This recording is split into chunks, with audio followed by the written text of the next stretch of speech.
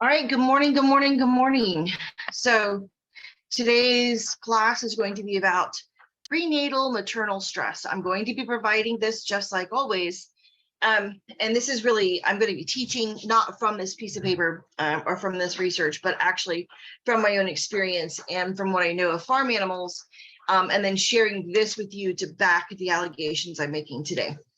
So there's a big hormone flow, and we're going to be talking about hormones just almost all the time in this. We're going to be talking about cortisol and estrogen and progesterone and endorphins and things like that. We're going to be talking about just so many hormones throughout this education.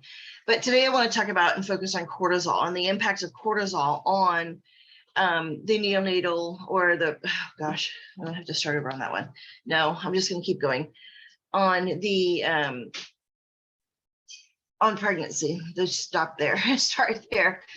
One of the things that we know as a farmer, that if a cow that is pregnant is put through a lot of stress during her pregnancy, she's more likely to miscarry. She's more likely to have a stressed out, nervous baby. Racehorses, sometimes during the mother's pregnancy, they will actually force the racehorse, the mare, to run the race.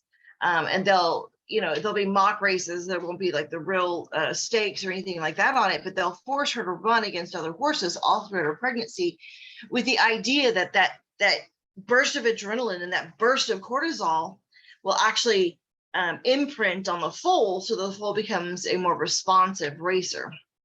And this is just the facts. These are some of the things that we know from farming.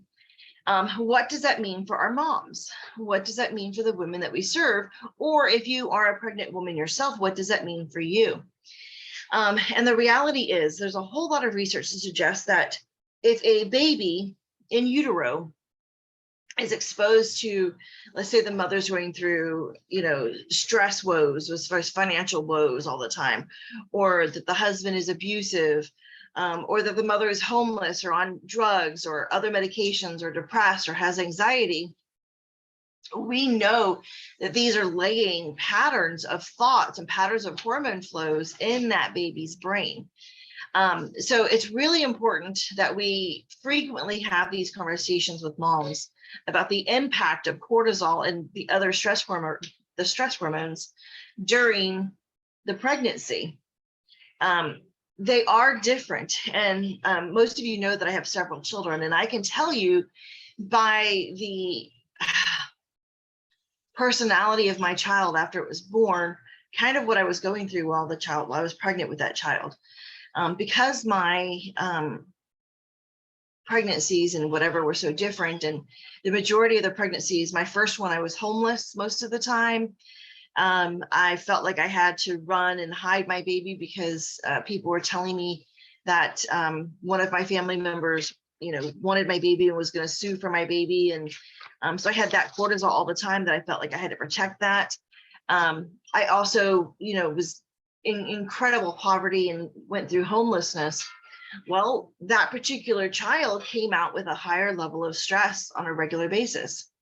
Now, the next child, I was actually going to abort him, and that's kind of a different conversation, because I was a single mom and I didn't want to have two children as a single mom.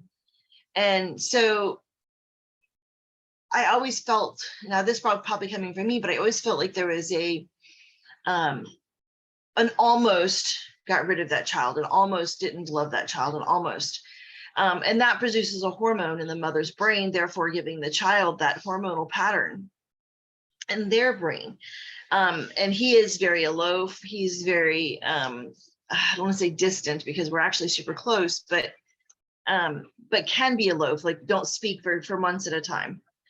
In every single pregnancy, I had some different type of stress, and there is a direct correlation to the behavior of that child, and things that child has to then go through the rest of their life. They have their own, I don't want to say insecurities, but their own little nuances that are kind of different.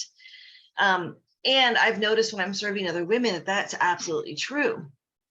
If a woman is in the middle of a divorce while she's pregnant, that child is almost always looking for reassurance that everything's going to be okay. And yes, I've attended several women who their husbands either left them during pregnancy or cheated on them during pregnancy. And there's an outcome, and not that we can affect it or make it go away. But one of the things that I want to make women have an awareness of is to reassure your baby, I love you, and I know we're going through some things right now. And to take nutritional steps to lower your cortisol, eat foods that are higher in cortisol controlling elements. And I should probably share those videos with you about foods that reduce cortisol. But I also want you guys just to have that awareness that a woman's emotions, a woman's state of mind, and what a woman's going through is actually almost as important as the nutritional components, what the woman actually eats. It's a lot more important than, let's say, you mushing on her belly and telling, if the baby's head down or not. Those things almost kind of fade away in importance. And I don't want to make light of those things, but at the same time, I kind of want to drive home the importance of keeping a stable mind and reducing the stressors. And that's not an easy thing to do. My family didn't like the fact that I was pregnant with my first, and I was left homeless, and I was left with nothing. The baby's father left me. My parents didn't want me around. I dropped out of high school. I had no friends. Everybody left me, and I was literally just living in a homeless shelter, feeling very abandoned.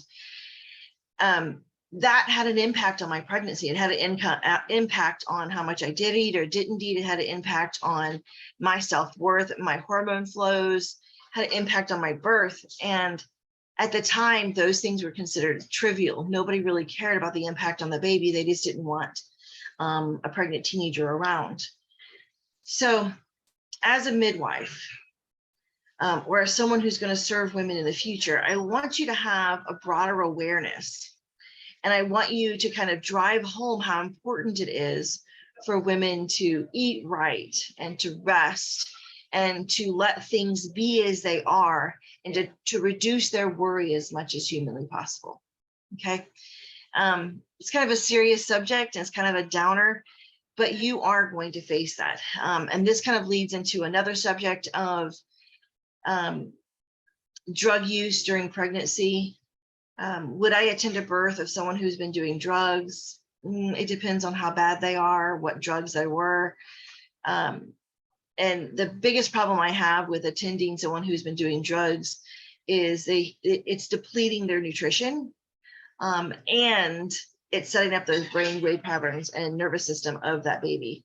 So it's important that we have an awareness of all of these things. And notice I'm putting, a small drug conversation in with a stress conversation.